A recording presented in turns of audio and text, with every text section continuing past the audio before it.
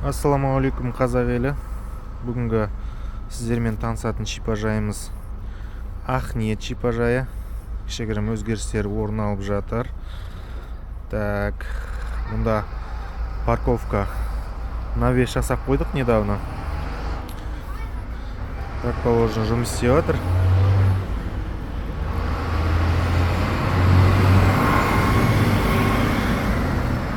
Қазір ішіне кіреміз. Ресепшн.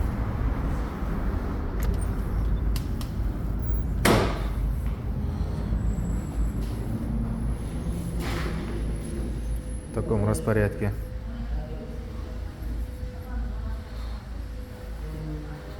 Вот так выглядит.